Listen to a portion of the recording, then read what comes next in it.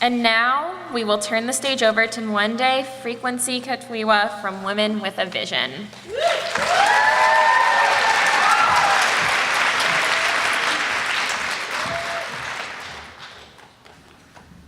How y'all doing today?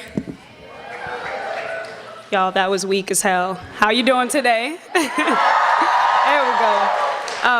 I want to thank y'all for inviting me to come out here today. CLPP is one of my favorite gatherings to go to, partially because my mom lives out here, so I get to eat some of her good food, but also because this is a community that really centers learning, moving forward, and critically engaging with questions about what that would mean to look forward, or to move forward. And I think in the last couple of months, I've personally been struggling with how a lot of folks have been receiving the election of Donald Trump, the newness with which they're recognizing the oppressions in the United States as if these things haven't been here for a very long time. And it's something that as an activist, as an organizer, I've been trying to figure out the language to use with that, because in no way do I ever want to shame people for when and how they enter into movement work. I think movement work is something that people really do need to find their personal connections, their personal attachments, but I think at the same time when people enter into something new, they have to enter into it with the understanding that just because something is new to you doesn't mean it's new in general. So these two pieces that I'm about to share with you were written almost immediately after the election of Trump, as I was trying to sort through these feelings. And I wanted to share a quote with you by Toni Morrison that has really been guiding me in these past couple of months. She said, "This is precisely the time when artists need to go to work.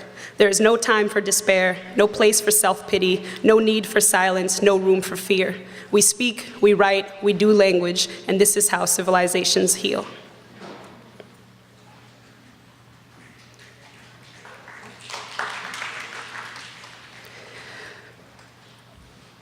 They say that we live in new times, that Trump's election signals the melting pot is about to boil over in the kitchen, that the master's house is now on fire and the flames threaten to lick lives that have never known such heat.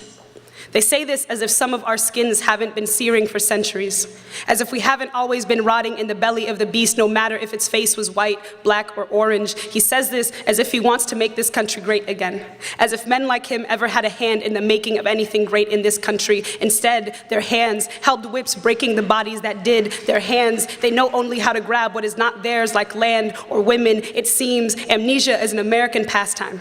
As American as apple pie and assassination, as a Statue of Liberty flame in one hand to some, a guiding light to others, a warning flame. They say that we're living in new times, as if the disappearance of strange fruit from the trees means that the lynchings ever stopped, as if the walls were the only things we create that keeps families apart. We forget the persistence of policies. We call this a new time like it ain't been years in the making. I say that new times is an alternative fact, and in fact, even those aren't new. I heard they still call in the White House, even though the blackest of hands built it. I heard the first black man who lived in it forgot what it meant to be a body with no home. They say immigrants are now in fear of our lives, as if Obama wasn't nicknamed the deporter-in-chief. They say they've taken their country back, and I question how you can ever take back something that never once belonged to you.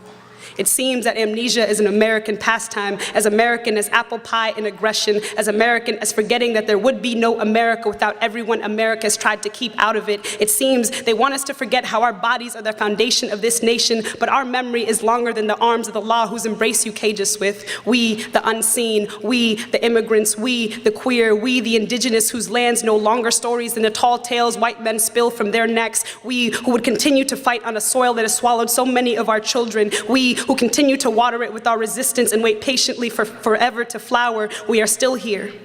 We have always been here. We will always be here.